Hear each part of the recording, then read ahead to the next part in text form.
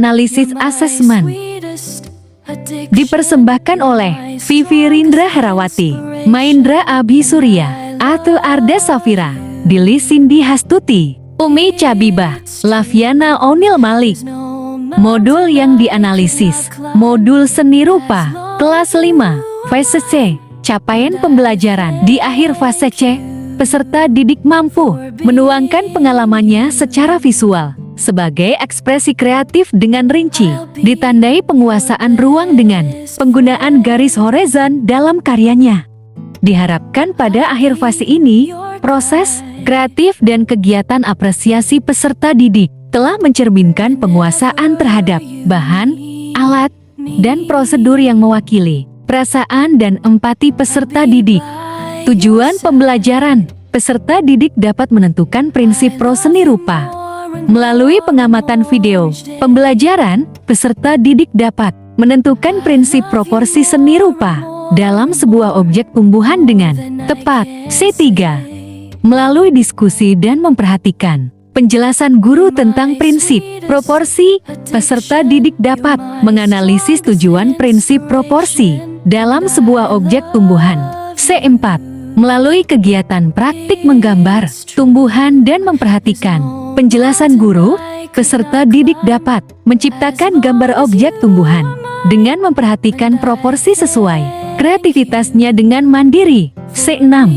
Materi ajar prinsip proporsi seni rupa dalam sebuah objek tumbuhan. Jenis asesmen, asesmen formatif, presentasi, tertulis, unjuk kerja, bentuk asesmen, sikap, melakukan observasi selama kegiatan berlangsung dan menuliskannya pada jurnal, mengamati refleksi peserta didik, pengetahuan, memberikan tugas tertulis, lisan, dan tes tertulis, keterampilan, presentasi, proyek, portofolio. Question: bagian mana dalam asesmen tersebut yang menunjukkan kesesuaian dengan tahapan perkembangan peserta didik? Jelaskan. Hasil analisis asesmen formatif kognitif yang digunakan sesuai dengan perkembangan tahap operasional konkret dari segi kognitif yang ditandai dengan perkembangan pemikiran yang terorganisir dan rasional. Pada tahap ini, peserta didik hanya bisa menerapkan logika pada objek fisik, sehingga dalam memecahkan suatu persoalan peserta didik cenderung meniru dan memanipulatif secara sederhana. Sedangkan asesmen formatif non-kognitif ditunjukkan dengan lembar observasi untuk mengetahui keaktifan peserta didik pada saat kerja mandiri dan kelompok dalam kegiatan pembelajaran, sehingga asesmen yang digunakan sesuai dengan tahapan perkembangan peserta didik kelas kelima. Question: bagian mana dalam asesmen tersebut yang menunjukkan kesesuaian dengan perlunya mempertimbangkan aspek lingkungan budaya dan karakteristik peserta didik? Jelaskan. Hasil analisis asesmen formatif kognitif yang digunakan guru salah satunya yaitu pengerjaan LKPD secara berkelompok. Dengan berkelompok, guru dapat menilai karakteristik peserta didik seperti gotong royong atau melakukan diskusi dengan teman yang lain dalam menyelesaikan tugas yang diberikan. Pada LKPD, guru juga memasukkan masalah kontekstual di kehidupan sehari-hari yang berkaitan dengan prinsip proporsi seni rupa.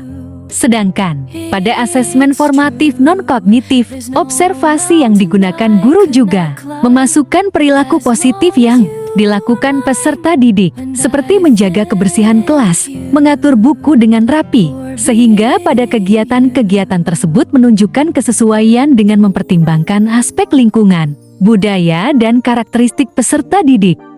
Question: bagian mana dalam asesmen tersebut yang menunjukkan kesesuaian dengan kemampuan peserta didik? Jelaskan. Hasil analisis asesmen tersebut sesuai dengan kemampuan peserta didik dari segi kognitif, psikomotorik, dan sosial emosional. Pada kemampuan kognitif ditunjukkan dengan melaksanakan kegiatan tertulis. Pada kemampuan psikomotorik melalui kegiatan unjuk kerja dan membuat produk, peserta didik dapat meniru dan memanipulasi sebuah gambar. Question: bagian mana dari asesmen tersebut yang menunjukkan kesesuaian bahwa sudah memberikan ruang bagi peserta didik untuk memberikan umpan balik terhadap proses pembelajaran mereka? Hasil analisis Asesmen ini sudah menunjukkan kesesuaian bahwa sudah memberikan ruang bagi peserta didik untuk memberikan umpan balik yang ditunjukkan oleh pertama, pada kegiatan mendesain perencanaan proyek. Kedua, pada kegiatan menyusun jadwal. Ketiga, pada kegiatan presentasi peserta didik atau kelompok lain diminta memberikan tanggapan kepada kelompok yang sedang presentasi. Keempat, pada kegiatan penutup peserta didik menyimpulkan materi pembelajaran dengan dibantu oleh guru. Question: jika Anda menjadi guru di kelas tersebut, hal apa yang ingin Anda tingkatkan untuk lebih memaksimalkan efektivitas asesmen dengan memperhatikan tahapan perkembangan peserta didik, lingkungan budaya dan karakter peserta didik, serta kemampuan peserta didik? Tuliskan pendapatmu secara lengkap. Yang ingin saya tingkatkan dari efektivitas asesmen yaitu: pertama, saya akan merancang dan membuat asesmen yang sesuai dengan perkembangan peserta didik. Kedua, merancang kegiatan pembelajaran yang melibatkan lingkungan budaya peserta didik yang terdapat di kehidupan sehari-hari. Ketiga, membuat kuis interaktif atau variasi penugasan kepada peserta didik untuk memaksimalkan efektivitas asesmen yang digunakan oleh guru.